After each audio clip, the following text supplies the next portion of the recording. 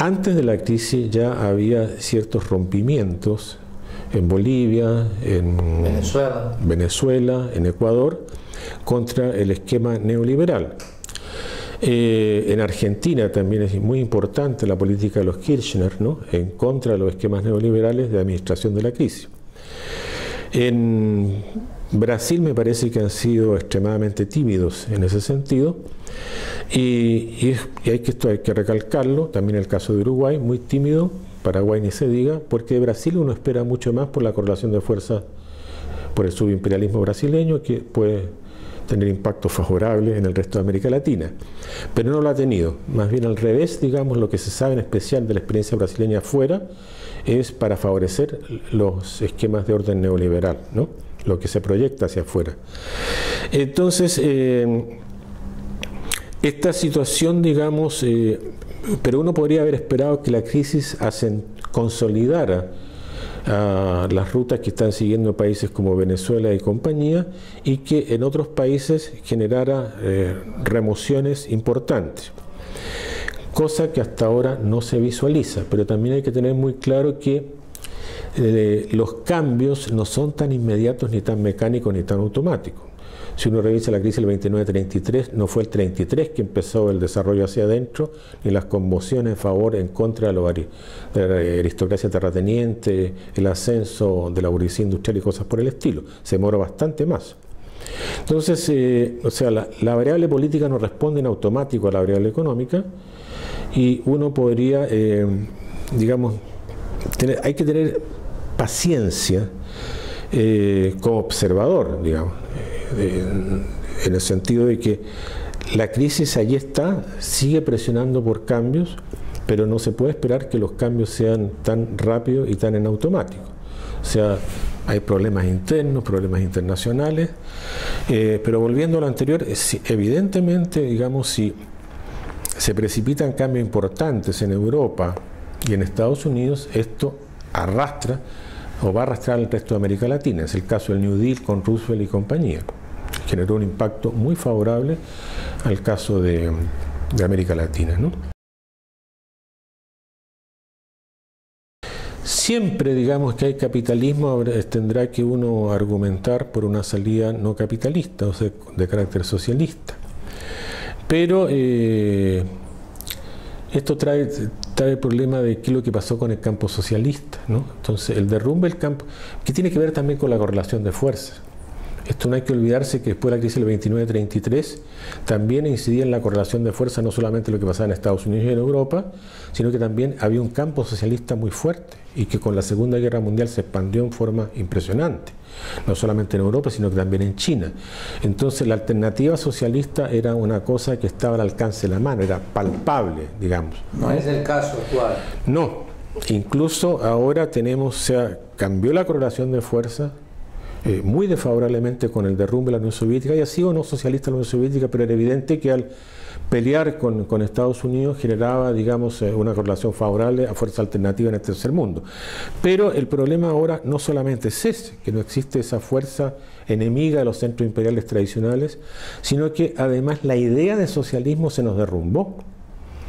O sea, el desprestigio que acarrió sobre la idea y la noción de socialismo, el derrumbe del campo socialista, ha sido homérico.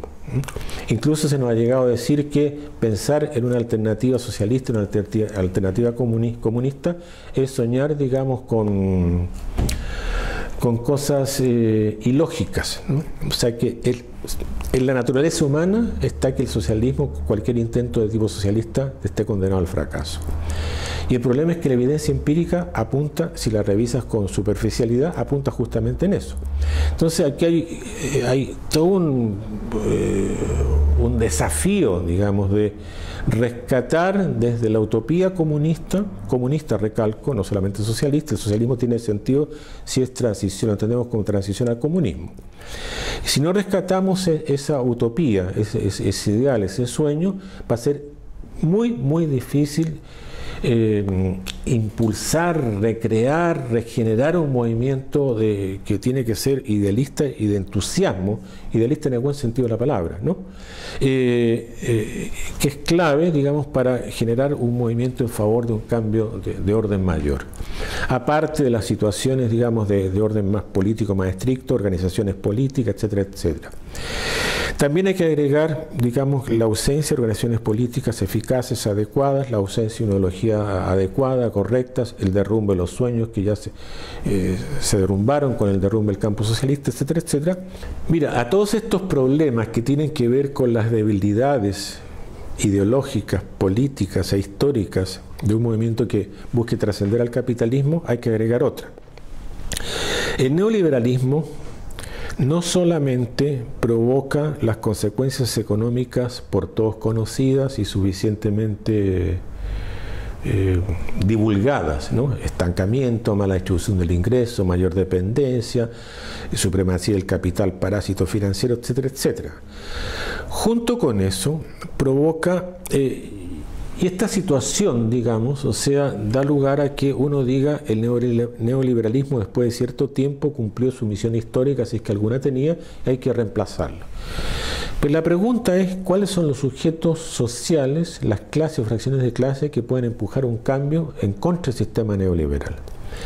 Y aquí viene una segunda gran consecuencia que a veces se nos olvida del neoliberalismo, es que justamente debilita, socava, descompone desde adentro las dos fracciones de clase que uno puede pensar deberían empujar un cambio antineoliberal.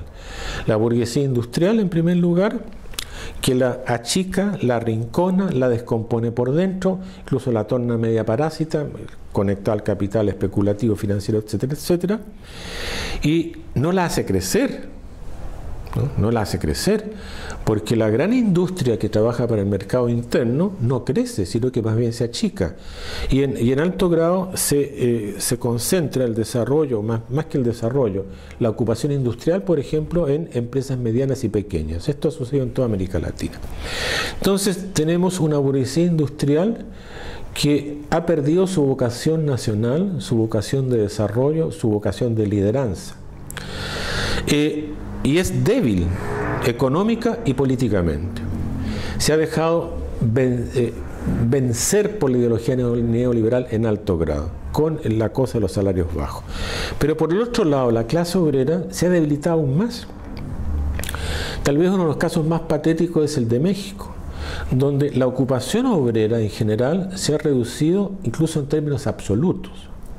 Y en este momento, cuando mucho, un tercio de la población ocupada, se puede hablar de trabajadores asalariados en el sector productivo, incluyendo construcción, minas y demás.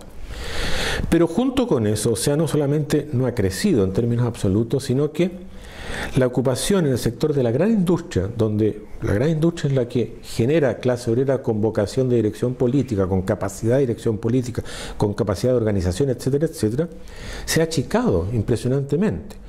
Y lo que queda de ocupación industrial se ha localizado básicamente en empresas medianas y pequeñas, 20, 30, 10, 15 operarios, ¿no? En que todos sabemos... Es la fábrica de Adam Smith.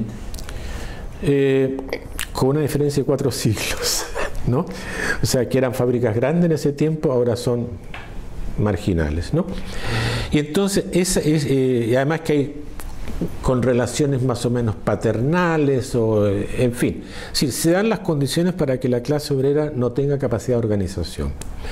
Como si fuera poco, digamos, lo poco que queda de esa clase obrera siempre ha sido cooptada, digamos, y parece que en Brasil están copiando en algún grado lo que hizo el PRI históricamente, o sea, de cooptar a los dirigentes, a los sindicatos de los obreros de la gran industria y del sector de educación, que es muy importante también como generador de cuadros para los partidos de izquierda radical, de izquierda revolucionaria. En todos los países de América Latina, o casi en todos, por ejemplo, la gran nutriente de los dirigentes comunistas y socialistas, sobre todo comunistas, ha sido el sector de educación, los maestros de educación básica, que tienen especial capacidad para organizar, tienen capacidad de razonamiento ordenado, etcétera, etcétera, son buenos dirigentes de masas. Y en México han tenido especial cuidado de cooptarlos a eso, y los que se han querido arrancar del redil sencillamente los han asesinado. Eso es literal. Hay gran resistencia. Claro. Y entonces, por ejemplo, el PAN, que es el partido gobernante en los últimos 2 sexenios, prometió desde siempre liquidar a eso. A los 3 meses lo primero que hizo es entrar en alianza con estos dirigentes sindicales corruptos. ¿Por qué? Porque antes que combatir la corrupción está la preservación del régimen dominante, ¿no? Y para eso es clave. Y en este contexto, entonces, o sea, tenemos que el segundo gran agente, la clase obrera de la gran industria, también se ha debilitado en términos impresionantes, como su basamento social, ¿no? Y esto complica también el trabajo político y las posibilidades de desarrollar agentes que encabecen un movimiento de recambio sustantivo.